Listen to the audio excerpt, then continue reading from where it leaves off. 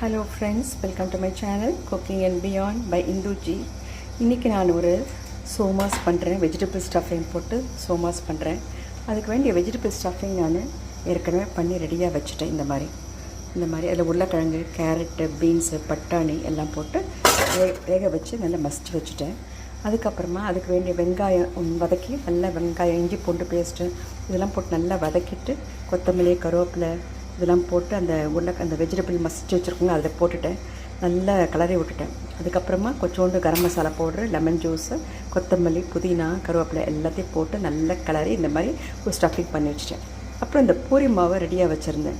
அதை திரட்டி இந்த மாதிரி நான் சோமாஸ் மாதிரி இது பண்ணிட்டேன். அதை வச்சு ஸ்டஃபிங் பண்ணிட்டேன். ஸோ உங்களுக்கு இந்த மாதிரி அந்த சின்ன தீயில் வச்சு நீங்கள் வேக வச்சுருங்க. பாருங்கள், இந்த மாதிரி நல்லா எண்ணெய் காயணும். எண்ணெய் காய்ஞ்ச பிறகு போடணும். இந்த மாதிரி நீங்கள் எண்ணெய்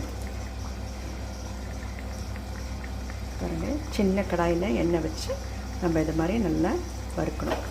வறுத்த உடனே நம்மளுக்கு நல்ல சமோசா ரெடியாக வந்துடும். அதில் சுட சுட ஒரு 2 சாப்பிட்டா போகிறோம். வெஜிடேரியன் இது இல்லைங்களா? நல்லா வெஜிடபிள் சமோசா சுட சுட இந்த மாதிரி சின்ன தீயில் வச்சு நீங்கள் இது பண்ணுங்கள். எண்ணெய் நல்லா காயட்டும். காய்ந்த பிறகு சின்ன தீயாக ஆக்கிடுங்க. அதுக்கு பண்ணனா இந்த மாதிரி நீங்கள் இந்த மாதிரி ரெடியாக இந்த மாதிரி வந்துடும் சமோசா. ஸ்டஃபிங் உள்ளே இருக்குது, ரொம்ப நல்லாயிருக்கும். இது ஒன்று சாப்பிட்டாலே போகிறோம், ஃபுட்டிங்காக இருக்கும். ஸோ நல்ல வெங்காயம், இஞ்சி பூண்டு பேஸ்ட் நல்லா வதக்கணும் ஸ்டஃபிங்க்கு. அது வதக்கின பிறகு அதுக்கு வேண்டிய கரம் மசாலா பவுட்ரு, கொஞ்சம் சோம்பு பவுட்ரு, சீரகம் அதெல்லாம் போட்டு உப்பு, லெமன் ஜூஸ் எல்லாம் கலந்து வச்சுட்டு அப்புறம் இந்த வேக வச்சுருக்க உருளைக்கிழங்கெல்லாம் பட்டாணி, கேரட், பீன்ஸ் அப்படின்னா நல்லா மசிச்சிடுங்க. மசிச்சுட்டு நல்லா அந்த கலவையில் வெங்காயம் அந்த கடாயில் போட்டு நல்லா பரட்டி நல்ல ரவுண்டாக தண்ணி இல்லாமல் நல்லா வதக்கி நல்லா வச்சுருங்க. மேஷ் பண்ணிட்டு அது ஆறின பிறகு சின்ன உருண்டையாக எடுத்து வச்சுக்கோங்க. பூரியை சின்னதாக சுட்டு நம்ம இந்த மாதிரி சுட்டு எடுத்துடலாம். இது வெஜிடபிள் சமோசா, நம்ம சோமாஸ். இது சோமாஸ் இந்த ஷேப்பில் சோமாஸ் சொல்லுவாங்க.